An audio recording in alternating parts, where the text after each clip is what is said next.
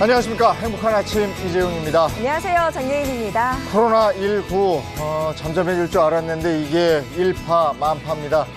코로나19 얘기 포함해서 핫 이슈 몇 가지 정리해서 집중적으로 오늘 얘기를 나누도록 하겠습니다. 네, 그에 앞서서 오늘 날씨 소식부터 전해드리겠습니다. 오늘 전국의 하늘 표정 대체로 맑을 것으로 보입니다. 다만 공기질은 탁할 것으로 보여서 대비를 해주셔야겠는데요. 대기 정체로 인해서 미세먼지가 발생한 서울과 인천 등 중서부 지역을 중심으로는 미세먼지 농도가 나쁨 수준까지 올라서겠습니다. 또 오늘 아침 최저 기온은 영하 5도에서 영상 5도 사이, 한낮 최고 기온은 영상 9도에서 15도 사이로 어제보다 포근하겠습니다. 영상 15도 선이면 이제 봄이 왔나 싶을 정도로 포근한 날씨를 보인다는 건데요. 그래도 여전히 낮과 밤의 기온차가 크기 때문에 건강관리는 철저히 해주셔야겠습니다. 또 현재 특보 상황 보시면 강원 동해안과 경상 해안, 또 일부 경북 내륙에는 건조특보가 내려져 있습니다. 산불 등 불씨 관리 철저히 해주셔야겠습니다. 날이 좀 풀리나 하면 또 미세먼지 얘기나. 네, 맞습니다. 네, 오늘 목요일입니다. 행복한 아침 지금 시작합니다.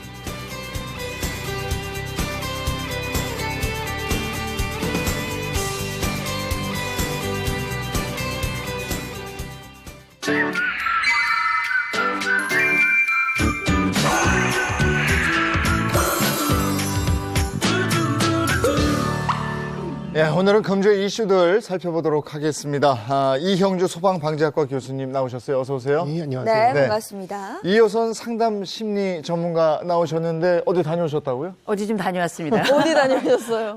저희 10년 만에 유럽에 잠깐 가족여행을 오랫동안 계획했던 거라 아주 조심히 잘 다녀왔습니다. 유럽 어디? 조심스럽게. 스페인 다녀왔습니다. 잠깐 고문 있겠습니다. 네. 혹시 열은 없으시죠? 아무 곳에도 없습니다. 그리고 혹시 중국의 스페인에서 뭐 중국이나 뭐 홍콩 같은 데 안 들리신 거죠? 누구도 만나지 괜찮습니다. 않았고 어디도 되지 않았습니다. 왜냐면 요즘에 방송 섭외할 때 이걸 꼭 물어보더라고요. 그래요? 네네네. 저도 공항에 들어올 때 보니까 우리나라 검역 체계가 정말 대단하더라고요. 들어오면서 중국 관광객들은 따로 이렇게 검사를 하는 출구가 따로 네, 있고요. 네. 그리고 열이 조금 있다 싶으면 그 자리에서 바로 네. 조처를 취해가지고 이렇게 격리 조치를 하도록 하는 걸 보고 깜짝 놀라기도 했고 저도 혹시 몰라가지고 돌아오자마자 하루에 5번씩 열을 재봤는데 잘하셨어요. 오히려 너무 열이 떨어지네요. 감사합니다. 네, 오늘은 2월 20일, 1월 20일에 첫 번째 확진자가 나오고 그 다음에 한 달이 지났습니다. 경제 얘기 먼저 짚어볼까요? 굉장히 어렵다는 얘기 많이 듣고요. 지금 문재인 대통령 네. 또 홍남기 경제부총리 연일 이제 우리 일상생활을 차분하게 영위해달라 이런 말씀하시는데 이유가 있죠. 지금 서비스업 타격이 엄청나게 큽니다.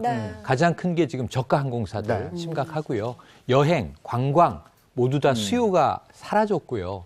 그리고 요식업 쪽 맛집 가면 줄을 안 서는 건 물론 텅 빈 식당에서 밥을 먹을 수 있습니다. 네. 제주도에 가신 지인은 지금 제주도가 텅텅 비었다고 네. 지금 텅 빈 사진들, 풍경들 올리고 계시고 이런 걸 보면 지금 우리 경제가 체감적으로 매우 어렵고요. 실제로 메르스 때 0.1%포인트의 경제 성장률이 하락한 나쁜 효과가 나타났다고 이제 지표가 확인됐는데 그때보다 충격은 더 클 것이다. 2015년이죠. 메르스 때보다 더 어렵다. 근데 심지어는요, 저는 이제 소상공인이나 자영업자분들을 많이 만나는데 사실 크게 한 분들 아니면 아르바이트 2-3명이나 직원들 한두 분을 써요. 근데 이게 사실은 마음이 움츠리면 안 돌아다니거든요. 네. 그러다 보니까 장사가 안 되니까 사장님들도 어쩔 수 없이 직원을 내보내거나 아르바이트생을 잘릴 수밖에 오면 이게 악순환의 구조가 돌아가서 아까처럼 이렇게 내려가는 거죠, 경제 지표가. 우리가 보통 경제는 심리다. 이런 얘기를 하잖아요. 결국 우리가 가지고 있는 이 경제의 악화가 심리를 위축시키고 다시 이 심리가 경제에 영향을 미치는 이런 악순환 구조로 들어가는 게 아닌가 싶어서 걱정이 좀 큽니다. 이런 상황들이 안전에는 어떤 영향이 없겠습니까? 예, 사실은 이 안전이라는 게 우리가 생각하면은 그냥 단순히 잘 챙기고 관심만 잘 가지면 된다라고 생각하지만 사실 근본적으로는 경제적인 부분, 비용이 반드시 수반이 되는 부분들이거든요. 그러다 보니까 사실은 안전, 이런 경제적인 부분들이 열악해지거나 좀 취약해진다 그러면 사실은 안전은 사실 뒷전으로 밀리는 경우들이 상당히 많이 있습니다. 그래서 네. 이런 부분들이 경제적으로 불황이 오거나 이런 경우에 안전사고라든지 또 이런 재난 같은 것들이 이제 발생할 수 있는 확률이 그만큼 높아지기 때문에 오히려 이런 시기에 더 안전을 챙기고 또 꼼꼼히 들여다봐야 되는 그런 상황이라고 보겠습니다. 네. 네. 근데 문제는 이렇게 소비 심리가 위축되면요. 결론 가서는 이게 도미노 현상처럼 제일 마지막에 우리 일반인, 소시민들이 있어서 그렇죠. 이 일반인들에 대한 피해가 더 큰 것 같아요. 맞아요. 맞아요. 실제로 그렇습니다. 일반인들에 대한 피해가 크죠. 일상생활의 타격이 워낙 크다 보니까. 그래서 그런 부분들에 대해서 우리가 조금은 이 정부에서 나오는 대책이 위생, 보건, 이 부분들은 굉장히 조심을 하되 이미 우리나라 분들은 굉장히 조심하고 계시죠. 네. 손 씻기, 마스크 쓰기. 하지만 일상생활은 차분하게 영위해 달라. 너무 위축돼서 우리가 이 집안에만 갇혀 있어서는 안 된다. 네. 네. 예, 그런데 다만 한 가지 제가 말씀드리고 싶은 건 이게 공간과 간격이 중요하더라고요. 지금 이 비말 감염이 한 2m 정도 얘기하지 않습니까? 네. 그래서 우리가 좀 밀집돼 있는 곳에서는 거리를 두는 습관을 또 네. 둬야 할 것 같습니다. 네. 특별히 우리가 이제 공적 정보, 외부에서 들어오는 이런저런 사적 정보 말고요. 공적 정보의 힘은 역시 검증인데 지금 우리에게 내려오는 안전 수칙들이 있죠. 이를테면 맞아요. 마스크를 착용한다든지 또 기침을 할 때는 뭐 소매를 가리고 한다든지 이런 부분들을 우리가 한동안 강조를 했더니 최근에 같은 기간 내에 발생할 만한 그 독감이 70%가 감소했다 맞아요. 이런 얘기를 하잖아요. 그만큼 안전 수칙이 우리를 또 지켜나가도록 도와주기 때문에 이런 부분들을 좀 지켜나간다면 어쩌면 경제도 살살 풀릴 수 있을 만한 건강한 환경이 만들어지지 않을까 싶습니다. 네. 엊그제였죠. 18일에 국무회의에서 문재인 대통령도 지금 코로나19 경제 굉장히 심각하다, 타격이 심각하다 이렇게 얘기했고 특단의 조치를 취해달라 이렇게 강요들한테 부탁하는 모습을 봤습니다. 뭔가 좋은 민생 정책이 좀 나오고 그걸 또 다 같이 실천하고 했으면 좋겠다 이런 생각이고요. 오늘 핫 이슈 5번째 것부터 보겠습니다. 네, 금주의 슈탑5 5위입니다. 5명 사망, 그날의 전말입니다. 5명이 사망하고 40여 명이 부상을 당한 그날의 현장을 먼저 한번 보시죠. 이거예요. 정말 이 깜짝 터널 놀랐습니다. 안에서 아이고. 네. 예. 순천 완주간 고속도로였는데 네, 터널에서 사고가 있었죠. 지난 17일인데 월요일이었습니다. 지금 오늘은 날씨가 풀렸는데 저 때 생각해 보시면 춥기도 했고 폭설이 왔습니다. 눈도 네. 많이 왔어요. 네네. 그때 대설주의보 내려졌었는데 불났잖아요. 그러니까 순천 완주간 고속도로의 3회 2터널이라고 하는 곳인데 네. 저기 한 710m 정도 되는 터널인데 입구 100m 정도에 처음엔 접촉 사고가 났어요. 예. 그러니까 차들이 쭉 밀려 서 있었어요. 네. 네. 비상등도 켜고 있었는데 네. 보시다시피 정말 엄청나게 큰 탱크로리가 속도를 줄이지 못하고 들이받으면서 전복이 되고 화재도 나고 지금 저 화면을 보셨습니다마는 앞에 접촉 사고가 나서 비상등 켜고 있었잖아요. 네. 근데 뒤에 오는 차량들이 제동을 못하고 다 부대요. 이거 어떻게 된 상황으로 보십니까? 지금 그래서 CCTV 보신 것처럼 많은 분들이 이제 차량이 이제 충돌하게 되는 또 대형 네. 탱크로리, 화고의 직접적인 원인으로 커지게 되는 원인이 되는 대형 탱크로리 차량 같은 경우에 멈추려고 했습니다만 미끄러지면서 충돌하는 네. 모습들이 보이거든요. 네. 그래서 이제 이러한 이유 때문에 아이고. 사실은 도로의 결빙 이런 것들이 굉장히 중요한 문제 아니었나라고 이제 지적을 하시는 분들도 있는데요. 물론 네. 이런 도로 결빙으로 인해서 미끄러짐 이런 부분들이 이제 원인도 하나긴 하겠지만 우선 근본적인 원인으로 저는 본다 그러면은 오히려 이 운전자들이 이날 당시에 계속 눈이 오고 있었던 그런 상황들이라 보면 도로의 결빙이나 또 미끄러짐 같은 것들은 사실은 운전을 하면서도 상당 부분 또 주의를 했어야 되는 부분들이 있거든요. 뭐 네. 가장 대표적인 게 감속 운전을 한다거나 또 전방의 주시를 좀 더 관심 있게 한다거나 예. 이런 부분들이 있었어야 되는데 그런 부분들이 과연 정상적으로 이루어진 상황이었는지 이런 부분도 좀 들여다봐야 될 필요가 있고요. 또 한편으로는 접촉사고, 최초의 접촉사고가 발생을 해서 터널 내에 정차를 하는 상황. 이 상황이 사실 굉장히 위험한 상황이거든요. 그렇죠. 사실 터널 안은 사실 화재라든지 여러 가지 상황이 발생했을 때 굉장히 위험한 공간이기 때문에 가급적이 아니라 거의 절대 정차라든지 주차가 해서는 안 되는 지역임에도 불구하고 가벼운 접촉 사고가 발생했다 하더라도 이 안에서 지금 뭔가를 해결하려고 정차하셨으면 안 되는 상황이었거든요. 밖에서는 안 보이죠. 예, 맞습니다. 바깥에서 터널한 상황을 모르기 때문에 후속으로 오는 차들은 이 터널로 진입했다가 갑자기 급정거를 해야 되는 상황이 발생하기 때문에 이렇게 2차 피해 이런 우려가 아니 근데 크거든요. 아까 보니까는 저 터널 안에서 화재가 발생하고 맞아요. 저기서 유독가스가 발생해서 다들 경황이 없고 네. 그래서 피해를 더 키운 거 아닌가 싶고요. 네, 맞습니다. 뭐 여기 지금 이제 질산을 담은 탱크로의 차가 이제 전복이 되면서 질산이 유출돼서 위험성도 상당히 다른 현상보다 네. 더 컸는데요. 사실 다만 다양스러운 거는 이런 질산 중독이라든지 질산에 의한 어떤 이런 문제로 이 피해자가 더 발생한 상황들은 아닌 것으로 보입니다. 다만 근데 이게 터널 안에서 이런 사고가 나면 심리적으로 굉장히 불안감을 더 느끼지 않겠어요? 우리가 일상적으로 운전을 그냥 할 때 터널 안으로 들어가면 어두워지죠. 공간 자체가 굉장히 제한이 되기 때문에 사실상 심리적으로도 긴장도가 높아질 수밖에 없고요. 당연히 시야가 좁아지고 긴장도가 높아진다는 건 대처 능력이 그만큼 줄어들 수밖에 없다는 거거든요. 이번 같은 경우 우리가 벌써 2016년도에 봉평터널 사건을 겪었고요. 네. 그 이후에 이번에 사건과 또 연이어서 또 다른 사건이 있었거든요. 네. 터널을 들어갈 땐 반드시 전방 주시와 더불어서 충분한 간격 두는 것, 그리고 앞쪽에서 어떤 일이 있는가에 대해서 조금 속도를 늦추어서 지켜보는 그런 지혜도 좀 필요하지 않을까 네, 싶습니다. 네, 맞습니다. 그래서 저희가 운전 처음에 배울 때 네. 터널에서는 더 조심해라 이런 맞습니다. 얘기를 듣곤 하는데요.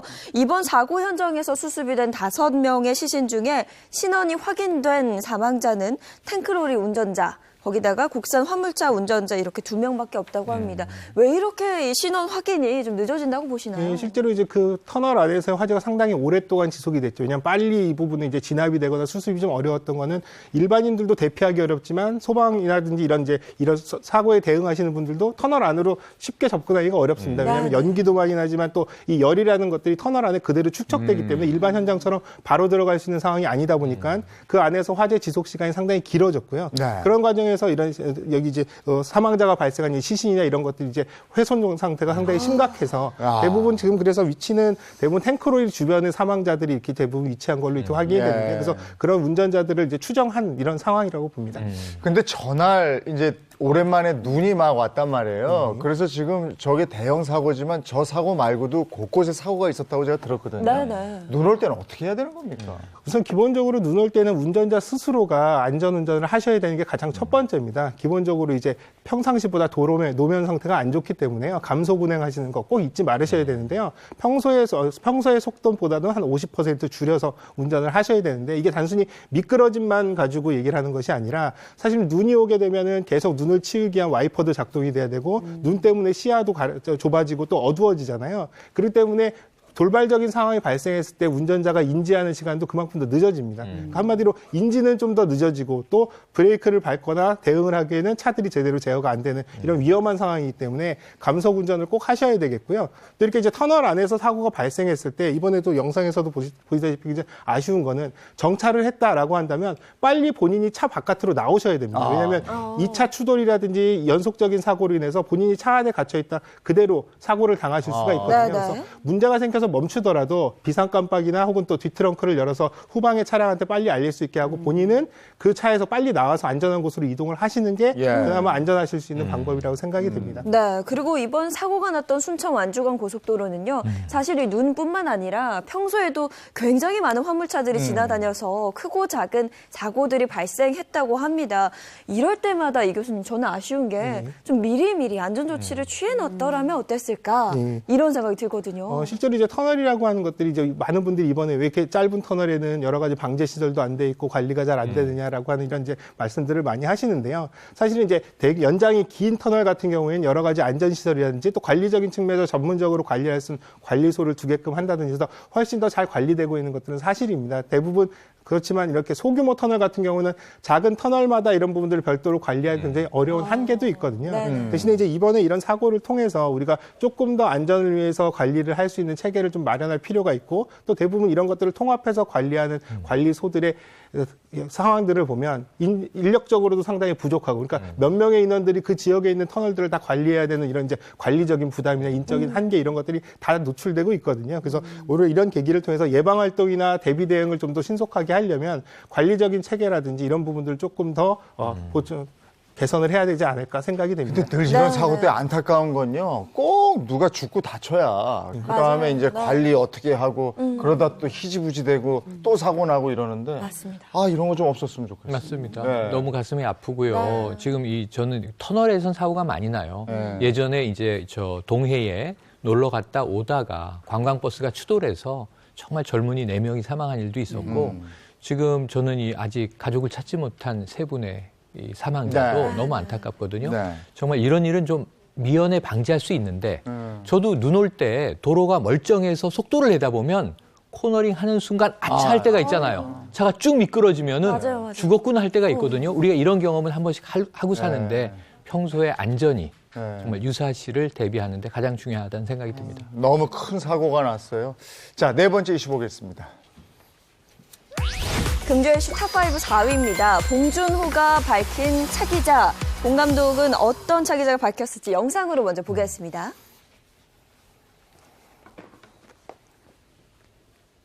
예, 봉준호 감독하고 그 배우들하고 같이 기자회견했죠? 네. 어제 이제 기자회견이 열렸습니다. 아마 여기 계신 분들도 뭐 TV를 통해서 뭐 기자회견 많이들 보셨을 것 같아요. 수많은 취재진이 몰렸거든요. 예. 볼 수밖에 없죠. 저게 기생충과 관련된 마지막 기자회견이에요. 이제 쓸어올 수 있는 상은 다 쓸어왔습니다. 그리고 좀 쉬셔야 됩니다, 저분들이. 제가 깜짝 놀란 게 미국에서 오스카를 타기 위한 캠페인이 벌어졌을 때 600여 회의 인터뷰, 100여 회의 관객과의 만남을 했다고 해요. 영화 만드는 것보다 이게 더 힘들지 않았을까 생각이 듭니다. 뭐 차기작 2편 준비하고 있다고 그랬잖아요. 네, 차기작 2편인데 하나는 한국어, 우리말 영화고 네. 하나는 영화다 이렇게 밝혔는데 뭘 먼저 들어갈지 모르지만 저는 우리말 영화, 역시 봉준호 감독 우리말 영화로 세계를 휩쓸지 않았습니까? 네. 그런데 서울을 배경으로 해서 공포스러운 일이 벌어지는 영화라고 해요. 예. 스릴러의 거장인데 벌써 너무 기대가 됩니다. 저는 차기작이 기대되는 게 이미 북미 시장이랑 전 세계에서 어마어마한 수익을 얻었는데요. 네. 그 안에 나오는 짜파구리가 정말 세계에서 그렇다고 그러더라고요. 또 거기에 나오는 피자집이랑 슈퍼마켓이요 관광지가 돼서 글쎄요. 지금 사실은 외국인 잘 안 들어오려는데 그걸 보고 들어오거든요. 예. 근데 우리뿐만 아니라 또 한 분이 또 이 차기작을 정말 간절히 기다린다 또 얘기도 있더라고요. 누구야? 또 한 분 누구요? 누구일까요? 마틴 스코세이지. 마틴 스콜세지 감독이 그 정도로 마틴 기다려요. 스콜세지 감독을 이제 감독상 수상 소감에서 네네. 후보가 된 감독을 다 언급하는데 가장 개인적인 것이 가장 창의적인 것이다 라는 말을 내가 영화학도 시절에 품고 있었는데 네. 바로 여기 계신 마틴의 이야기다. 근데 이 장면이 기립박수 치거든요. 거기서 마틴 스콜세지 감독 옆에 딸이 있었는데 딸도 영화인이에요. 네. 프란체스카 스콜세지가 우리 아빠가 상 탄 거보다 그 말이 너무 감동적이었다. 스콜세지 감독이 편지를 보냈다는 거예요. 그 편지를 기자회견에서 공개하기도 했죠. 네. 그 편지 내용이 좀 어떤 내용이었을까요? 좀 준비가 되어 있나요? 네. 한번 보고 싶은데. 구구한 내용이 많습니다만 끝부분을 이제 언급합니다. 그동안 수고 많이 했으니까 조금 쉬어라. 단 조금만 쉬어라. 왜냐하면 차기작을 기다린 사람이 많다. 네. 나도 그렇다. 이렇게 이야기를 해서 이게 팬들의 마음을 대변하셨네요. 팬들의 마음을 세계적인 거장 감독이 대변하고 본인은 아이리시맨으로 후보 올랐는데 못한 거에 대해서 전혀 아쉬워하지 않고 눈물 글썽했죠. 아니, 봉 감독이 영화 개봉 이후에 1년 동안 그렇게 오래 한지 몰랐어요. 아까도 말씀하셨지만 1년 동안 다니면서 인터뷰를 했대요. 근데 이런 거 보면 번아웃 증후군 뭐 이런 얘기 따라오지 않습니까? 이게 700번의 인터뷰를 왔다 갔다 하고 여기저기 다닌 거는 하루에 2번 정도 한 거거든요. 네. 엄청난 건데 사실 이 지역이 얼마나 넓었을까, 얼마나 많은 사람들을 만났을까 생각하면 대단한 것 같은데 이미 번아웃은 돼 있던 상태였죠. 네. 옥자 끝나면서 이미 번아웃이었다 이렇게 얘기를 하는데 제가 보니까 번아웃이었다 얘기를 하지만 그 뒤로 설국열차를 타고 설국열차에서 내린 다음에 다시 기생충이 있는 집으로 들어간 게 아닌가. 이럴 정도로 그 열정이 끝나지 않고요. 이번에 기자회견이 기생충과 관련해서는 마지막이고 차기작 얘기가 나옵니다만 저는 봉 감독 얼굴에서 오히려 피로감을 느끼는 게 아니라 눈빛이 번뜩이는 걸 봤거든요. 깜짝 놀랄 뿐입니다. 아니, 제가 알아요. 바빠 죽겠다고 그래도 바빠 죽는 사람이 없더라고요. 맞아요. 할 일 없어 죽겠다 이러면 진짜 힘들어. 근데 바빠 죽겠다 이런 사람들은 막 웃으면서 아우, 나 바빠 죽겠어 이러면. 지금 저희가 기대한 건 또 하나 있는 게 설국열차가 미드로 만들어져요. 그러니까 왕좌의 게임 만든 HBO, 미국 최대 제작 배급사에서 감독도 대단한 감독을 붙였는데 연출을 하진 않지만 총괄 프로듀서로 참여한다니까 복 터진 것 같습니다. 네. 오늘은 또 청와대 초대받아서 대통령 만난다고 그러잖아요. 네. 다시 한번 축하드리고요. 자, 다음 아이템으로 가겠습니다. 네. 자, 금주의 슈탑5 3위입니다. 영웅을 떠나보내면인데요. 어떤 내용인지 영상으로 보겠습니다. 근무 중에 안전 주의하라고 밥 먹듯이 항상 말씀하시던 분이라서 더 좀 마음이 아픈 것 같습니다. 네. 네. 정말 마음 아픈 일이었죠. 지난 18일에 네. 고 유재국 경위의 연결식이 있었던 거예요. 이 유재국 경위는 왜 사망을 했냐면 15일 날 가양대교 인근에 투신한 사람이 있었어요. 네. 그를 구조하기 위해서 물에 뛰어들었다가 돌아오지 못했고 네. 안타깝게 39인데 아유. 정말 이 유능한 수상구조 요원인데 예. 생명을 잃었습니다. 근데 39살 한참 일할 나이에 더 마음이 아픈 거는요. 안 들어가도 돼요. 사실은 이미 다 수색을 마쳤기 때문인데 피해자 유가족을 위해서 다시 한 한번 번 더. 들어간 게 그러니까 네. 너무 아픈 거예요, 가슴이. 네. 그런 분이었던 거예요. 예. 그런 분이었어요. 이 10여 차례 표창을 받았고요. 네. 이 1년에도 이 여러 명의 사람을 이미 구조해냈습니다. 10년 이상 일을 했고 인명구조 요원으로 또 수상안전으로 자격증도 많이 보유하고 있는 수상구조 요원의 베테랑 이렇게 불리던 분이거든요. 그래서 말씀하신 대로 수색 작업 시간이 끝났는데 산소통을 보니까 10분 정도의 여유가 있어요. 아. 다시 들어갔습니다. 아이고. 그런데 이 수면 아래에 구조물 사이에 끼어서 빠져나오지 못한 겁니다. 예. 예비 아버지였다면서요, 네. 유재국. 네. 너무 슬픈 얘기죠. 네. 너무 슬픈 얘기인데 제가 그 리원량 의사 예. 초기에 이 코로나 바이러스를 알린 네. 그런데 처벌받았잖아요. 네. 그 사망했잖아요. 네. 이 투병 의료진으로서 싸우다가 그런데 이 만삭의 아내가 있었거든요. 유재국 경위가 똑같습니다. 지금 6개월 후에는 아이가 출산되는데 네. 아이의 얼굴을 보지 못한 아빠가 됐습니다. 그 사실은 또 아내 입장에서는 아이가 6개월인데 태어나도 아빠가 뭔가 안아주는 모습이 없으니까 맞아요. 너무 속상한 것 같아요. 아유, 사실 이 고 유재국 경위가 누구 특정인이 아니라 바로 우리를 위해서 전 돌아갔다고 생각합니다. 남아있는 우리 전 국민들이 잊어버리고 지날 것이 아니라 우리가 그 아이의 대부가 되고 데모가 되는 꼭 잊지 말아야 될 일이 돼야 될 거라고 생각합니다. 네, 네, 너무 안타까운 죽음인데 이렇게 구명 활동을 하다가 다치거나 목숨을 잃는 분들이 많이 계시죠. 예, 맞습니다. 이제 경찰이라든지 소방관 분들 이런 분들 같은 경우 사실 항상 위험한 상황에서 현장에서 대처를 해야 되기 때문에 훨씬 이런 인명 피해라든지 또 부상 정도가 다른 직군에 비해서 상당히 높은데요. 소방관들만 보더라도 사실 2015년도 기준으로 봤을 때 한 2명 정도 현장에서 해마다 사망을 하셨는데 네. 사실은 이제 최근에 2019년도로 본다 그러면 8명이나 사망을 하게 돼서 굉장히 많이 증가를 하고 있거든요. 또 부상자 숫자 공상자 그러니까 이제 업무 중에 부상을 당하는 공상자 숫자만 보더라도 2015년도에는 한 370여 명 정도 됐는데 지금 거의 지금의 2배 그 당시보다도 2배인 한 720여 명 정도 되거든요. 그러니까 이러한 부분들은 사실은 위험한 상황에 처해서 활동을 해야 된다라는 부분들도 있지만 또 한편으로는 많은 분들이 소방관들이나 경찰관 분들은 본인이 위험함에도 불구하고 현장에서 활동을 해야 된다라고 하는 이제 무언의 이런 부분들의 요구가 있습니다. 예. 또 이분들도 이런 부분들을 본인이 좀 더 위험하더라도 국민들을 위해서 뭔가 가서 네. 열심히 해야 되지 사명감 않냐라는 같은 게 부분들이 있는데 예. 사실 이런 부분들은 사실 원칙적으로는 굉장히 이 부분이 배제돼야 되는 부분들. 본인의 안전이 확보되지 예. 않은 상태에서는 이런 부분들이 이루어지면 안 되는데 아직까지는 우리나라에 이제 공직에 계신 분들의 사명감이나 이런 부분들 이런 부분들이 있다 보니까 이런 부분들이 좀 위험에 대한 부분들이 좀 약간 소홀하지 않나 싶습니다. 저는 개인적으로 좀 속상한 게요. 제가 촬영 때문에 스킨스쿠버를 2년 동안 배웠거든요. 예. 근데 들어갈 때 산소통이 가득 찬 걸 들어가기 규정이 돼 있는데 이 얘기는 산소통이 부족해서 없었다는 얘기로 전하니까 장비 문제가 많다라는 거 아니에요? 사실은 이제 장비 같은 경우도 굉장히 열악하고요. 사실은 또 가장 앞서도 좀 말씀드린 것 같은데요. 인력적인 부분들의 한계도 상당히 있습니다. 왜냐하면 이렇게 순환 구조 같은 경우는 물 속에 직접 들어가야 되는 체력적인 부담도 굉장히 심하고요. 일반적인 이런 근무보다도 또 그리고 계절에 상관없이 이렇게 추운 때나 더운 때나 언제든지 상황이 발생하면 들어가야 되기 때문에 네. 다른 데보다는 훨씬 근무 여건이나 근무의 이런 인원이나 장비 같은 것들이 훨씬 잘 갖춰져야 됩니다. 다만 이제 이런 부분들이 상당히 부족한 것으로 지금 현재 4개 센터에 6명 정도가 이제 이 순환 구조에 대한 부분들을 하고 계신 걸로 이제 확인이 되는데요. 네. 이 6명분이 사실 24시간 대기를 하면서 이런 부분들을 대처를 한다라고 하는 것은 상당히 어려움이 있고요. 또 한편으로는 작업 환경 자체에 대한 부분도 있지만 이분들이 평상시에 대기할 때 어떤 근무 조건이나 근무 환경에 대한 부분들 이런 부분들도 개선이 될 필요가 있다라고 생각이 됩니다. 진주에서도 영웅들의 활약이 있었다고 그러는데 그거 잠깐 볼까요?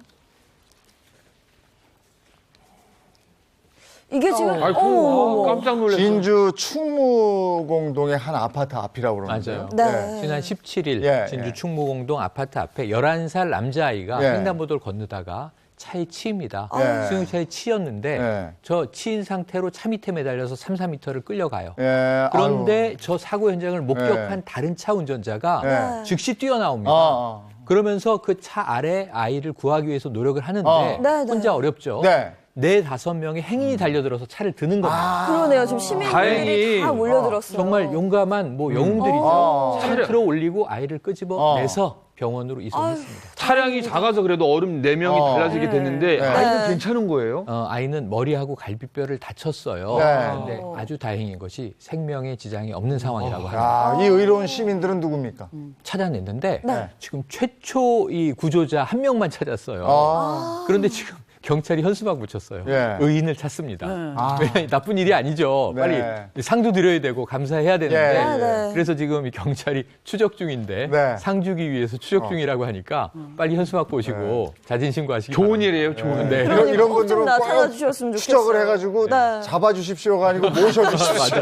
모셔주십시오. 이게 사회적 학습이 되기 때문에 이런 평범한 영웅들이 실체를 나타내잖아요. 그러면 저희같이 평범한 사람들도 우리도 할 수 있겠구나. 맞아요. 이런 마음 맞아요. 들거든요. 네, 되게 네. 중요한 말씀인데요. 네. 사실 우리가 대형 재난이나 큰 사고들을 겪으면서 야 우리는 왜 이렇게 안 되나, 우리 안전불감증, 안전의식이 부족하다 이런 스스로의 자책을 굉장히 많이 한단 말이죠. 근데 사실 이런 장면들을 보면 사실은 다른 나라, 세계 어느 나라 사람들이 보더라도 아, 저 나라 사람들이 저렇게 네, 안전에 맞아요. 적극적으로 잘 네. 대처를 하는구나라는 것들을 보면 우리 스스로 충분히 우리의 안전이라든지 안전에 대한 어떤 이 사명감이나 이런 것들에 대해서 충분히 이제 자부심을 가져도 될 만한 이런 이제 사례를 볼 네. 수가 있고요. 그래서 오히려 이런 방송이나 이런 것들을 통해 항상 안 좋은 부분의 문제를 지적하는 것도 물론 네. 중요하지만 잘 되고 좋은 부분들을 적극적으로 보여줘서 우리 스스로 자신감을 갖게 하는 거 이런 게 좀 중요하다고 생각이 듭니다. 그렇습니다. 네. 이 시대의 영웅들의 모습을 볼 수 있었습니다. 맞습니다. 다음 이슈로 넘어가겠습니다.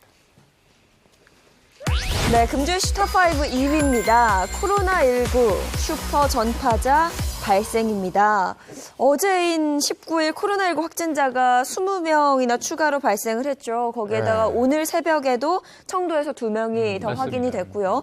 그러면서 국내 확진자가 53분으로 확인됐습니다. 지금 31번 환자의 동선에 주목하고 있는데 연관성이 있어서요. 31번 환자 동선 확인 한번 해볼게요. 네, 한번 보시죠. 이게 네. 31번 확진자 이후에 하루 사이에 22명 있는 네, 거예요. 네. 자, 보시면 이게 지난달로 갑니다. 왜냐하면 잠복기가 14일이니까 지난달 1월 29일에는 서울 역삼동에 본사가 있어요. 네. 대구에서 직장에 다니시는 분입니다.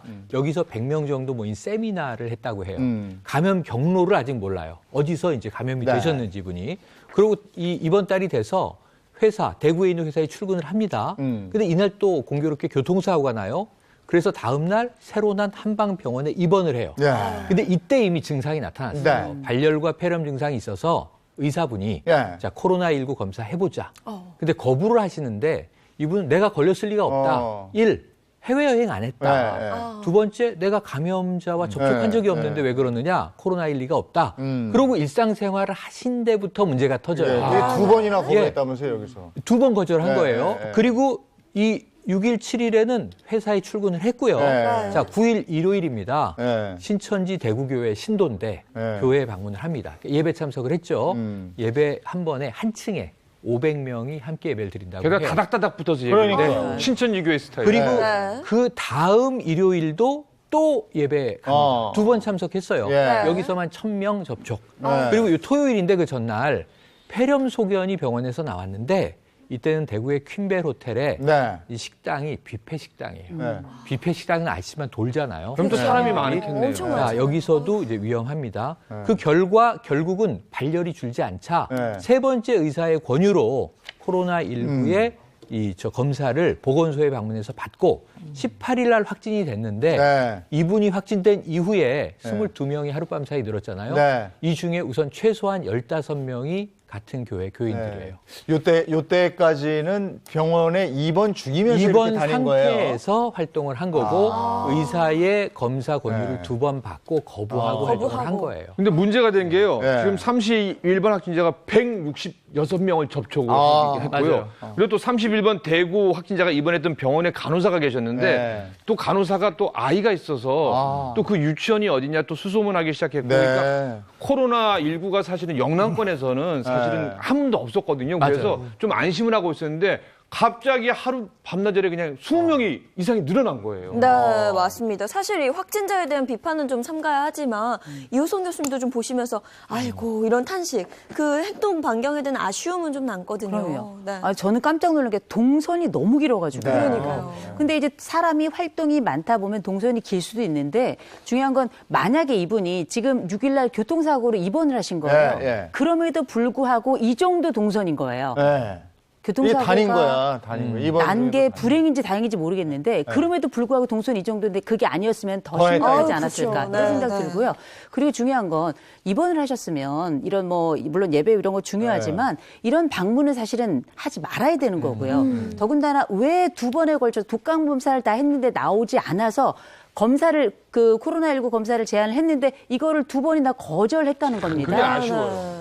근데 이 부분이요. 이거 강제할 수 없습니까? 지금 현재는 이제 강제하기는 상당히 어렵습니다. 이 부분에 대해서는 이제 이런 증상이 나타났을 때 확진 이전까지는 검사를 이제 해보시라라고 권유를 할 수가 있는데요. 대부분 근데 많은 분들은 사실 이제 이런 위급한 상황에 대한 인식들이 있으시기 때문에 병원이나 이런 때문에 의료진의 이제 권유가 있을 경우에는 그 대부분 응하시는 것들이 일반적인데 이분 같은 경우는 굉장히 이런 부분 또 완강히 또 거부를 하셨는데 이게 상당히 시점이 좀 미묘합니다. 아까 이제 권영찬 선생님이 말씀하신 것처럼 2월 초만 하더라도 사실은 대구 제가 왜 이 상황을 좀 아냐면 그 당시 2월 초에 제가 대구 시장님을 만나서 이런 방역 체계에 관련된 부분도 같이 말씀을 나눈 적이 있는데 네. 그 당시만 하더라도 사실은 확진자가 없음에도 불구하고 굉장히 이런 부분들을 심각하게 생각하고 이렇게 이제 대처를 하고 있었지만 다만 확진자는 없는 상황이다라고 말씀하셔서 아마도 이제 이분이 그 지역에서는 아직 확진자가 없기 때문에 본인이 이런 증상이 있다 하더라도 사실 이런 부분들에 대해서 조금 더 경각심을 갖지 못하셨던 부분들이 아닌가 싶어요. 네. 그래서 사실 이 계기를 통해 사실 물론 이제 대구나 경북 지역에 굉장히 많은 이런 확진자가 또 발생할 수 있는 가능성에 대한 걱정들도 있지만 다른 지역에서도 본인 지역에서 이러한 부분들이 확진자가 없다 하더라도 이렇게 이제 감염 전파가 가능하기 때문에 가능하다는 사례가 발생했기 때문에 스스로 이런 자각 증상이 있을 때 적극적으로 의료 행위에 임하다든지 이런 부분들이 좀 필요할 것으로 보입니다. 네, 맞습니다. 사실 검진을 거부하고도 이 확진자가 계속 이동을 했잖아요. 네. 그 공간들은 당연히 다 폐쇄가 됐겠어요. 당연히 다 폐쇄가 됐고요. 지금 여기서 심각한 2차 문제가 터져요. 자, 네. 우선 우리가 쉽게 생각하면 6, 7일에 검사를 받고 이때 확진이 돼서 교회를 안 가셨다면 15명 정도의 확진자가 안 나왔을 거예요. 네. 그러니까 지금 좀 걱정을 막을 수 있을 거예요. 두 번째 뭐냐면 병원을 많이 다니셔서 줄줄이 병원이 폐쇄됐습니다. 네. 상급기관, 대형 병원 사실 한 곳 남기고 대구 지역 다 그래요. 폐쇄라. 의료 공백 얘기 나오죠. 그럼 다른 환자들은 어쩌란 말이냐. 네. 지금 그 얘기가 나오고 있는 상황이죠. 근데 이제 여기가 병원에란 말이에요. 네. 코로나19가 면역 관련해서 얘기가 나오는데 그러면 여기에 입원해 있던 환자들은 더 취약하지 않겠습니까? 네, 맞습니다. 실제로 이제 가장 이 바이러스, 이 코로나 바이러스의 가장 중요한 것들 중에 하나는 똑같이 걸리더라도 면역이 약한 부분이 네. 훨씬 증상도 심하고 또 이런 부분들에 대한 위험이 크다라는 부분인데요. 병원이라고 하는 것 자체는 사실은 꼭 특정한 부분의 취약성이 아니더라도 기본적으로 이런 면역력이 상당 부분 일반인 분보다는 낮은 분들이 많기 때문에요. 이 똑같이 바이러스에 노출됐을 때 이런 감염 우려 이런 것들은 훨씬 더 높을 수가 있는데요. 네. 지금 현재 문제는 이제 이분도 마찬가지지만 사실은 이제 증상이 의심돼서 병원을 방문했을 때 이분이 확진되기 전까지의 별도의 격리라든지 이런 부분들이 적극적으로 이루어지지 않으면 오가면서 지나치는 여러 환자분들이라든지 여기 병원의 내원객들 이런 분들을 통해서 또 이제 확산될 수 있는 가능성이 충분히 있거든요. 그래서 네. 오히려 확진이 된 다음에 격리를 하는 부분들도 굉장히 중요하지만 증상이 의심돼서 검사를 받고 검사의 결과를 기다리는 동안에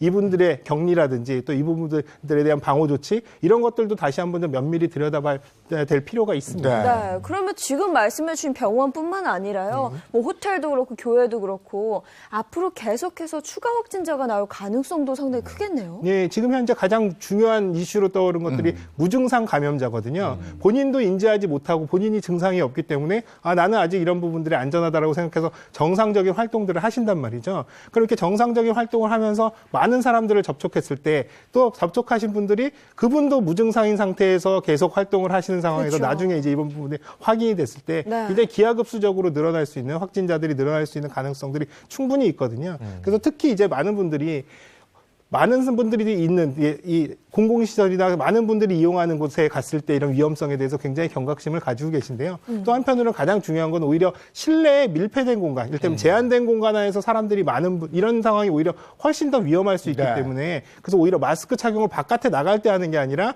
그러한 밀폐된 공간에 인원 밀도, 인구 밀도가 높은 지역 이런 곳에 갈 때 실내에 갈 때 마스크를 착용하시는 게 굉장히 중요합니다. 그래서 이런 부분들도 꼼꼼히 좀 챙기셔야 될 필요가 있겠다 생각이 이제 듭니다. 대중교통 이용하고 이러실 때 네. 마스크 꼭 착용을 하시고 또 하나 문제가 이 발표하는 거죠. 슈퍼 전파 얘기가 나와요. 네네네. 예. 그러니까 슈퍼 전파자가 과연 이게 엄밀한 정의가 있는 건 아닌데 예, 예. 대체로 이러한 이제 전염병이 돌 때 5명 이상을 감염시키면 슈퍼 전파자 아니냐 이렇게 예. 보는 이 메르스 때도 있었습니다. 맞아요. 그런데 이번 경우에는 그 개인 특성 때문에 네. 바이러스가 활발히 활동을 해서 전파하는 경우도 있고 네. 또는 그 개인은 그냥 평범한데 이번에 교회처럼 네. 밀집된 공간에서 함께 오랜 시간을 있었기 때문에 감염자가 많이 나오는 경우도 있고 네. 그래서 이 경우는 슈퍼 전파자인지를 단정짓긴 어렵다고 보지만 네. 어제 질병관리당국의 발표를 들어보시면 슈퍼 전파 사례가 나온 것 같다라는 이야기 합니다. 근데 어쨌든 이제 제일 문제가 지금 이제 교회 신도들로부터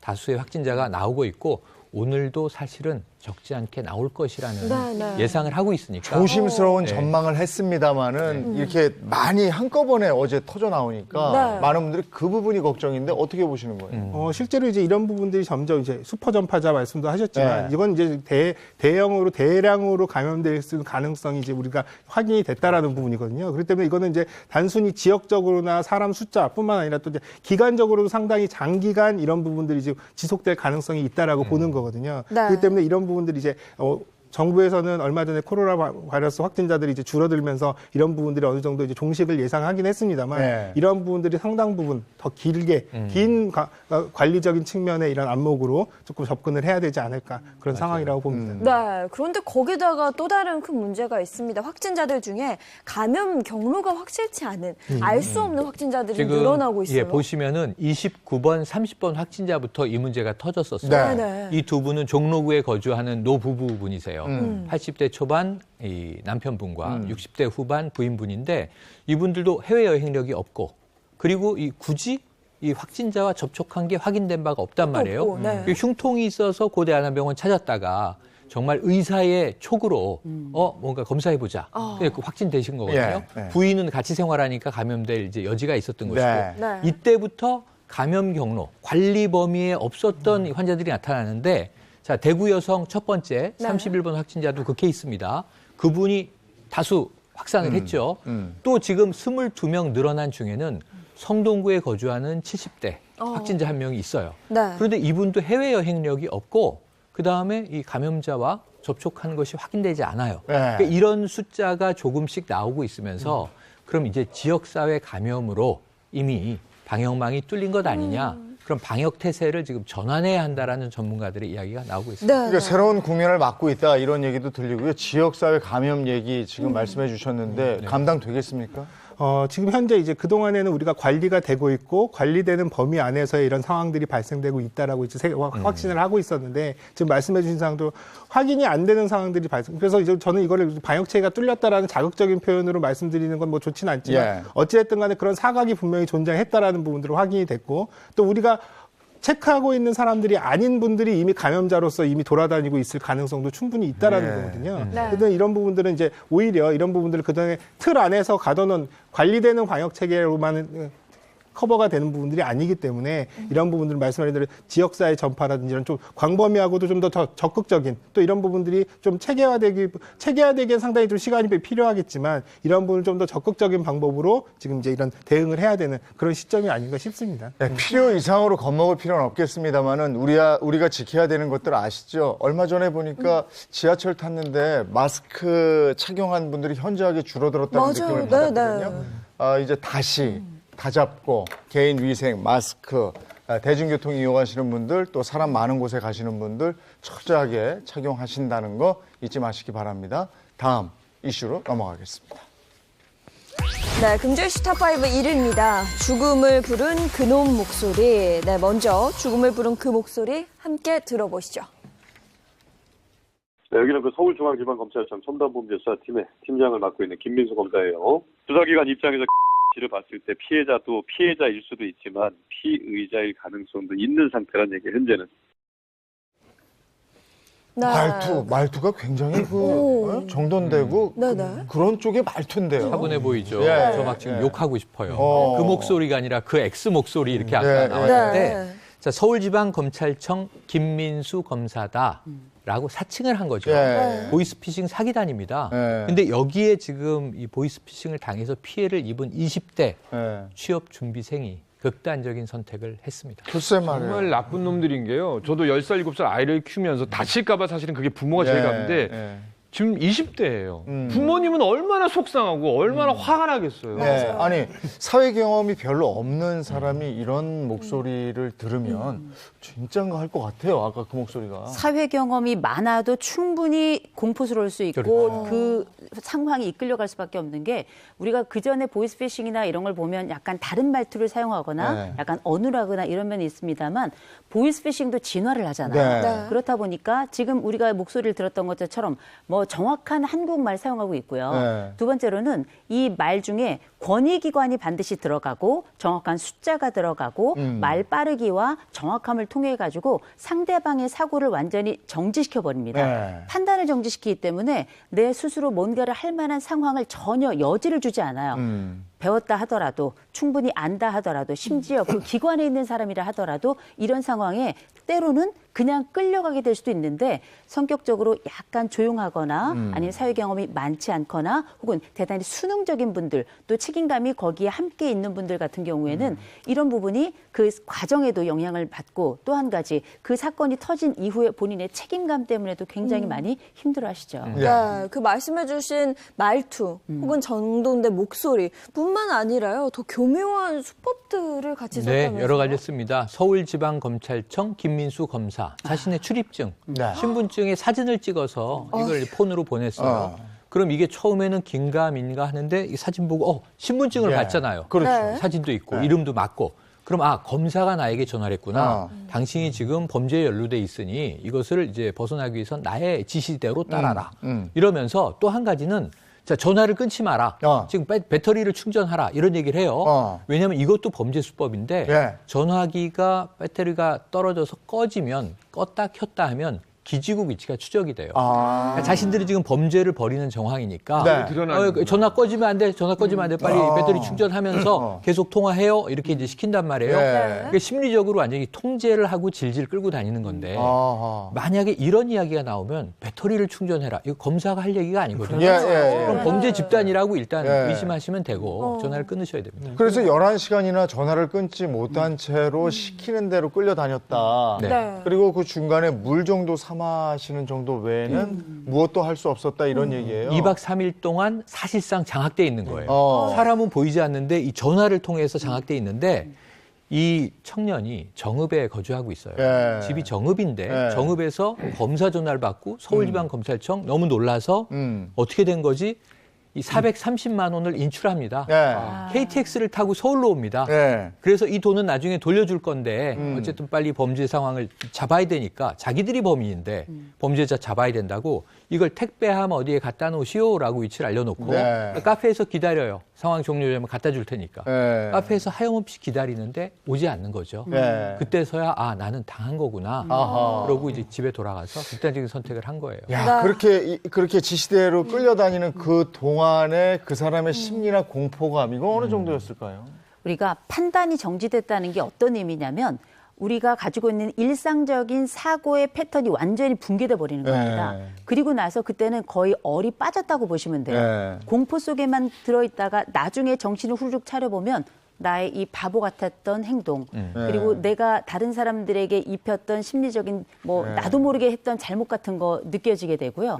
거기다가 삶의 한 부분이 통째로 그냥 비는 듯한 느낌을 받게 되거든요. 그런데 심정적으로 취약한 분들의 경우에는 이런 통증이나 고통을 잘 견디지 못하는 경우가 있어요. 더군다나 이를테면 그 사람들이 했던 협박들 중에는 때로는 다른 사람들한테 말하지 못했지만 이후에 발생할 수 있을 일에 대한 협박이 있었을 수도 있습니다. 그런 경우에는 내가 오히려 이 지점에서 뭔가 내 스스로 혼자 마감을 해야 되겠다는 생각을 하는 경우가 있어요. 네. 그 방법을 도움의 요청이 아니라 극단적인 방법을 택하는 경우가 있는데 꼭 기억하십시오. 이건 도움을 청해야 되고요. 반드시 이 과정에는 처음에 신고하시고 그러면 도움을 청하고 나중에 피해 보상에 대해서 환급도 받을 수 있어요. 네. 잊지 마시고 꼭 도움 청하셨으면 좋겠습니다. 제가 그리고 검찰청에 확인 전화해봤는데요. 사실은 검사가 이렇게 직접 전화하는 경우는 거의 없고요. 그렇죠. 있을 조사관이나 수 수사관이 없죠. 하기 때문에 네, 그거를 네. 명심하셔서 혹시 내가 당할지도 모른다는 생각 꼭 명심하셔야 됩니다. 네. 이 일로 정말 얼마나 괴로웠으면 목숨을 극한 선택을 했어요. 네, 네. 그 저기 어렵게 그 어머님이 지금 전화 연결이 돼 있는데 잠깐 통화를 좀 해보겠습니다. 네. 어머니, 네. 예, 지금 뭐 무척 괴로우실 텐데 일단 전화 응해 주셔서 고맙습니다. 근데 이 장례식 중에 보이스피싱임을 알게 되셨다고요? 아, 네. 처음에는 유언장을 못 받기 때문에 몰랐어요, 전혀. 그래서 너무 의아했죠. 아드님이 사기단한테 11시간 동안 그렇게 막 끌려다니다시피 했다는데 그 과정을 혹시 얘기를 들으셨거나 아니면은 수사기관에서 그런 얘기를 들으셨습니까? 아, 이제 저희는 그냥 처음에는 신병기관인 줄 알았는데 그럴 이유가 없었는데 나중에 장례식 날 첫날 집에 가서 핸드폰 메모장을 확인을 하게 됐어요. 예. 그리고 그 사기범들하고 11시간 동안 통화했던 내역이랑 다 남겨놨더라고요. 자기는 억울한 내용이랑. 그걸 들으셨어요? 청원에 올린 그 내용이 거기에 다 있었거든요. 다는 저는 아이고. 못 듣죠. 마음 아파서 못 듣고 그냥 조금 이렇게 듣고 이제 동생이 다 들어서 정리를 해줬어요. 예. 네. 그 보이스피싱 법안 마련해달라고 청원하셨다면서요? 네, 청원을 저희는 아들의 유언장에도 있듯이 그러니까 선량한 사람들이 이런 불행을 억울하거나 불행을 얻지 않기를 바란다는 마음이 있어서 아들의 유언에 따라서 또 국민청원도 올리고 여러 사람을 위한 거예요. 이거는 저희를 위한 게 절대 아니거든요. 예. 이런 일이 없어야죠. 네. 지금 이 순간에도 어디선가 지금 그런 전화를 사기범들 돌리고 있을 것 같습니다. 예. 네. 방송을 통해서 꼭 하고 싶은 말씀이 있으시면 한 말씀 하시죠. 그러니까 그 사기범들은 교묘해요. 갈수록 진화돼가지고 누구도 그런 피해자가 될 수 있거든요. 네. 그리고 억울한 게 우리는 뭐냐면 아들은 유언장을 보면 국민청원에 올린 유언장을 보면 우리 아들은 가는 순간까지도 사기인지를 몰라요. 검사나 검찰청을 도와줬다는 그런 내용이에요. 그래서 도와줬는데도 자기는 지명 수배자가 됐다. 공무집행 방해 때문에 뭐 얻고 아무튼 쫓기는 신세가 됐다. 이렇게 정말 열심히 도와줬는데 자기는 그래서 그런 점이 억울하고 절대 뭐 돈으로 그런 게 아니기 때문에 얘 같은 경우는 대의를 생각하는 마음, 여러 사람을 생각하는 마음. 네, 알겠습니다. 너무 순수해가지고. 지금 뭐 너무 슬프고 괴로우실 텐데 오늘 이렇게 전화 연결에 응해 주셔서 정말 고맙습니다. 용기 내 주셔서 감사하고요. 어머니 고맙습니다. 마음 추스리시고요. 네, 고맙습니다. 네. 네. 자, 그놈 목소리입니다. 그놈 목소리 다시 한번 들어보시죠. 보안이 중요한 이유는 두 가지예요. 첫 번째 이유는 씨의 안전 때문에 그런 거예요. 두 번째 이유는 수사기관 입장 때문에 그런 거고. 자, 본인 현재 지금 배터리 잔량 몇 프로예요? 충전하면서 하세요. 본인 전화 꺼지면 바로 본인 수배고 체포영장 나가면 2년 이하의 징역에 처벌받잖아요. 이 목소리를 들으신 분이나 똑같은 전화를 받았다 하시는 분들은요, 수사기관에 꼭 신고를 해주시기 바랍니다. 다시는 이런 피해가 없어야죠. 예. 핫 이슈는 오늘 여기까지 하도록 하겠습니다. 고맙습니다. 고맙습니다. 감사합니다. 네. 네, 봄이 오면 낚시 가려는 분들이 많은데 낚시하실 때 안전하게 하시는지 모르겠어요. 네, 맞습니다. 안전 수칙을 지키는 게 또 상당히 중요할 텐데요. 사고 없이 낚시를 즐길 수 있는 방법 전해드립니다. 영상 보고 오시죠. 대한민국은 지금 낚시 전성시대. 저녁에 맛있게 해줄게. 최근 낚시 인구가 700만 명을 훌쩍 넘으면서 낚시는 명실상부한 국민 레저 스포츠로 등극했는데요. 큰 해상 사고가 연일 터지고 있습니다. 학생들에게 구명조끼도 입히지 않았고 오늘 아침 전복된 어선에선 선원 2명의 시신이 발견됐습니다. 하지만 그만큼 높아진 안전사고의 위험성. 해상에서 조난당했을 때는 구명조끼 착용 유무에 따라 생존 가능성이 달라집니다. 한 연구 보고서에 따르면 구명조끼를 착용할 경우 생존율이 증가하는 것으로 나타났는데요.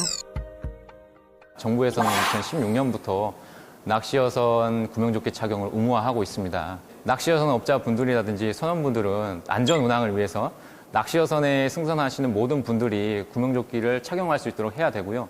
착용하지 않으신 분들에 대해서는 승선을 거부할 수 있습니다. 구명조끼를 착용하지 않으신 분들은 100만 원 이하의 과태료를 처분받으실 수 있습니다. 낚시객들의 출입이 잦은 인천 남항. 이곳에 정박한 모든 낚시 어선 안에는 의무적으로 구명조끼가 비치되어 있는데요. 한국해양교통안전공단에서는 어선을 이용하는 사람들의 안전을 지키기 위해 정기적으로 점검을 실시하고 있습니다. 선생님 안녕하세요. 안녕하세요. 어쩐 일이세요? 잘 지내셨어요? 오늘 검사하러 왔습니다. 어떤 검사? 오늘 구명조끼 잘 비치되어 있는지 확인하려고 왔거든요. 들어가시죠. 제가 한번 봐도 될까요? 네, 고맙습니다. 낚시여선에 승선하시는 모든 분들께서는 구명조끼를 착용을 하셔야 되기 때문에 성인용과 어린이용 모두 비치가 되어 있어야 합니다. 그리고 또 이렇게 정기적인 점검 시에 그렇게 구명조끼 비치 상태가 양호한지 확인하고 있습니다. 구명조끼뿐만 아니라 어선 운행 안전에 필요한 모든 부분을 꼼꼼히 확인하지만 직접 관리할 수 없는 부분 때문에 겪는 애로사항도 많은데요. 낚시여선에 타시는 분들께는 이제 항상 구명조끼 착용을 당부를 드리고 있는데요. 간혹 검사품이 아닌 구명조끼를 구매해서 오시든가 구명조끼를 착용하시면은 활동하는 게 불편하다고 생각이 되시기 때문에 그런 구명조끼 착용을 좀 회피하시려는 분들이 간혹 계십니다. 최근 3년간 구명조끼 미착용 건수는 평균 100여 건. 안전을 보장하는 구명조끼 착용에 대한 시민의식 확보가 필요한 가운데 과연 어떤 구명조끼를 입는 게 좋을까요? 그 방법을 알아보기 위해 세종시에 위치한 한국해양교통안전공단을 찾았습니다. 국민들의 해양 안전을 관리하는 이곳에는 다양한 형태의 구명 장비가 비치되어 있는데요. 낚시여선에서 인정해주는 구명조끼는 솔라스급과 착용성 향상형 두 가지입니다. 가장 보편적으로 알고 계신 부력제가 부착된 고체식과 가스가 충전되어 팽창되는 팽창식 구명조끼가 있습니다. 여기에서 중요한 것은 한국해양교통안전공단으로부터 합격받은 제품을 착용하셔야 된다는 겁니다. 안전성이 입증되지 않는 제품을 입을 경우 해상에서 사고를 당했을 때 생명을 보장받을 수 없습니다. 지난해에 적발된 중국산 가짜 구명조끼 불법 유통 사례를 기억하십니까? 안전성을 인증받은 구명조끼의 경우 물에 빠지자마자 얼굴이 수면 위로 떠오르는데 반해 불법 구명조끼는 물에 빠졌을 때 얼굴이 수면에 잠기는 것을 볼 수 있습니다. 이런 사례를 방지하기 위해 구명조끼는 굉장히 까다로운 인증 절차를 거치는데요. 화염에서도 녹지 않는 내화 성능, 물속에 빠진 사람의 입이 물 밖으로 향하도록 뒤집는 복원 성능, 몸을 떠오르게 하는 부력 성능 등 안전성을 철저히 검증한 형식 승인 구명조끼를 입어야 위기 상황에서 생명을 보장받을 수 있습니다. 그렇다면 이번에는 낚시 어선에서 많이 입는 팽창식 구명조끼의 착용법을 알아볼까요? 먼저 구명조끼를 몸에 걸친 후 버클을 확실히 채우고 몸에 맞게 벨트를 조인 다음 작동줄을 잡아당기면 됩니다. 작동줄을 당기면 가스가 충전되어 구명조끼가 팽창되는데요.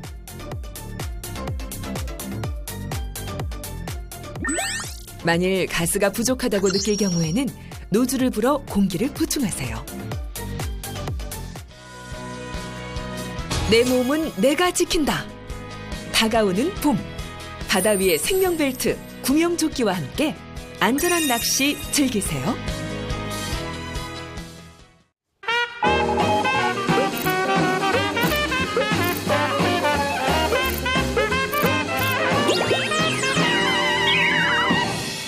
네, 이번에는 각 지역의 다양한 소식을 생생하게 전해드리는 네트워크 투데이 시간입니다. 네, 오늘 네트워크 투데이를 통해서 짚어볼 내용 알려드리자면요. 현재 코로나19의 국제적인 확산으로 인해서 국내 관광업계의 타격이 만만치 않다는 소식입니다. 이에 따라서 지난 17일이었죠. 문화체육관광부는 여행이나 숙박업 등 국내 관광업계의 관광진흥개발기금을 활용한 신용보증부 특별 융자 도입과 또 기존의 융자금 1년 상환 유예 등 긴급 금융을 지원한다고 밝혔습니다. 코로나19로 인해서 관광업계의 타격을 좀 줄이기 위한 다양한 노력이라고 볼 수 있겠죠. 네, 문화체육관광부가 올해 가장 역점을 둔 사업 중에 하나가 관광 거점 도시를 육성하는 것인데요. 지역 관광 거점 도시로 경북 안동시, 강원 강릉시, 전북 전주시, 전남 목포시 이렇게 해서 4곳이 선정이 됐는데 올해부터 본격적으로 사업을 시작한다고 하는 겁니다. 자세한 얘기를 권영세 안동시장 스튜디오에 모시고 얘기를 나누겠습니다. 어서 오십시오. 예, 네, 안녕하세요. 어서 오세요. 네, 반갑습니다. 네, 시장님 우선 지금 경북 지역에 코로나19 확진자가 좀 늘어나고 있습니다. 대비는 철저히 하고 계시죠? 예, 저희들도 걱정이 많습니다만은 그래도 만반의 준비를 다 하고 절차히 대응하도록 하겠습니다. 네, 알겠습니다. 그리고 지역 관광 거점 도시로 선정이 되신 이 부분에 있어서는 정말 축하드립니다. 예, 우리 안동이 관광 거점 도시로 이렇게 선정이 되었습니다. 안동은 유교 중심의 전통 문화 관광 도시로서의 이런 비전을 갖고 관광 거점 도시 사업이 종료되는 5년 차에 2024년도에는 외국인 관광객 100만 명을 포함한 한 1,800만 명을 유치해서 관광객들이 가장 만족하는 그런 도시로 조성하는 것이 목표입니다. 네. 이번에 안동이 지역 관광 거점 도시로 선정이 되고 이러면서 사업비 1,000억 원을 투자받는 것으로 그렇게 알고 있는데 지역 관광 거점 도시로서 안동 어떻게 발전시킬 계획이신지요? 예, 말씀드렸습니다만 우리 유교 중심의 글로벌 관광 도시로 조성하는 것을 비전입니다. 그리고 2024년에는 한 1,800만 명 내외국인을 포함해서 1,800만 명 정도를 유치하는 것을 목표로 하고 있습니다. 네. 구체적인 계획들을 좀 듣고 싶은데요. 예, 우리 안동 전체를 하회 건역, 원도심 건역, 안동댐 건역, 그리고 또 도산 건역 이렇게 4대 건역으로 나누어서 5개의 핵심 과제, 그리고 또 10개의 전략 사업, 2개의 연계 사업을 문화체육관광부와 또 경상북도와 긴밀히 협의하면서 충실히 이행하도록 하겠습니다. 그러면서 부족한 우리 관광 수용 태세를 관광객 중심으로 대폭 확충하고 또 개선해 나가도록 하겠습니다. 또 수도권에서의 안동으로의 접근성 이런 것들도 향상을 시키면서 미래 성장 동력인 우리 관광을 중심으로 해서 지역 경제가 활성화되고 또 일자리가 창출되는 그런 관광 생태계를 구축하도록 하겠습니다. 네. 지금 진행되고 있는 사업은 어떤 게 있습니까? 원래 1년 차입니다만은 지금 당장은 여러 가지 이제 관광 안내 표지판 이런 것을 정비하는 것에 우선 중점을 두고 있습니다. 발광형 우리 관광 안내 표지판 이런 것을 지금 추진을 하고 있는데 우리 시 경계 지점이라든지 또 주요 도로 4곳에 우리 발광형 관광 안내 표지판을 설치하고 있습니다. 일반 표지판은 사실은 야간에 자동차에 불빛이 없으면 식별하기가 곤란합니다만은 이 발광형 안내 표지판은 낮에는 태양 전지판으로 충전을 하고 그리고 또 야간이라든지 또 비가 오거나 눈이 오거나 안개가 많이 끼었을 때는 자체적으로 빛을 발휘해서 정보를 쉽게 식별할 수가 있습니다. 아마 이 지역을 지나는 운전자들도 상당히 도움이 될 겁니다. 네. 저희가 안동 관련해서 영상 준비하게 있는데요. 그 영상 한번 보겠습니다.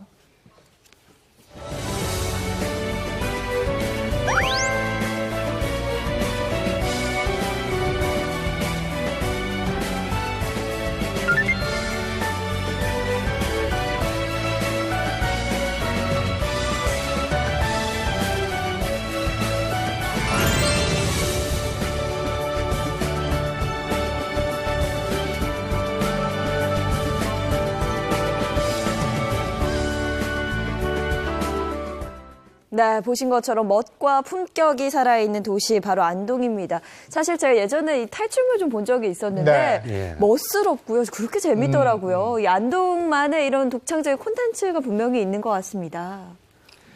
예, 우리 하회별신구 달놀이 중요 무형문화재 69호입니다.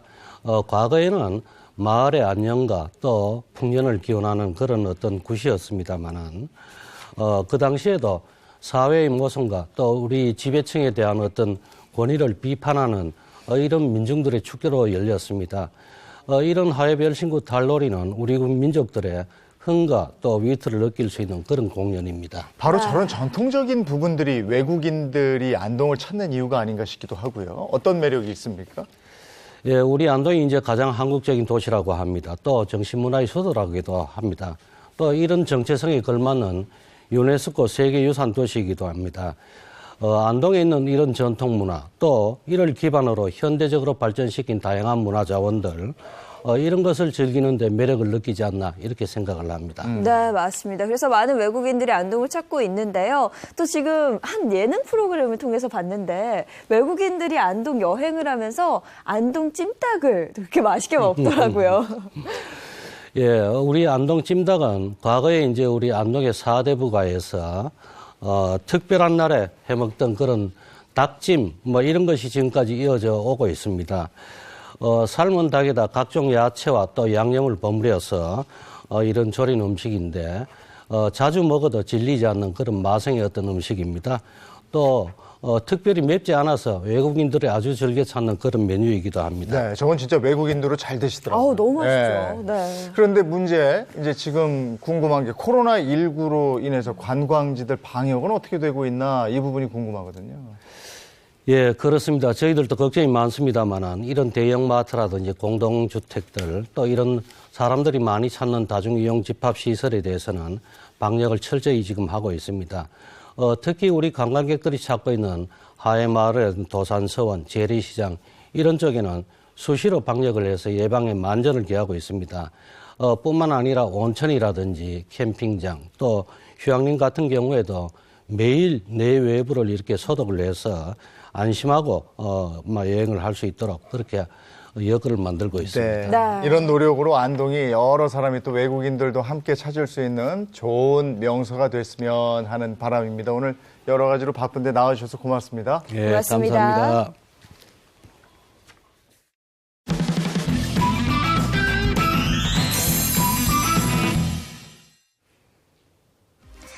(4차) 산업혁명의 시대를 맞아 인공지능 AI 분야에 대한 관심이 매우 높은데요.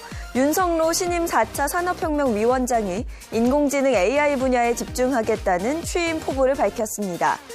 윤 위원장은 어제 서울 광화문 KT빌딩에서 열린 취임식 기자간담회에서 AI가 국민 모두의 행복을 대표할 수 있도록 AI의 대중화를 위해 노력하겠다며 AI 윤리와 사회적 책임도 고민하겠다고 말했습니다. 또 혁신이 규제 때문에 지체돼서는 안 된다며 규제 혁신팀을 만들겠다는 계획도 발표했는데요. 앞으로 어떤 성과를 거두게 될지 기대가 됩니다. 코로나19와 관련해서는 지나친 공포감은 절대 아닙니다만은 개인이 지킬 수 있는 한도 내에서는 철저하게 지켜서 예방을 해야죠. 네, 개인 위생 관리 철저히 하시고요. 저희는 내일 아침 8시 더 알찬 내용으로 돌아오겠습니다. 행복한 아침, 행복한 하루 되십시오. 고맙습니다. 고맙습니다.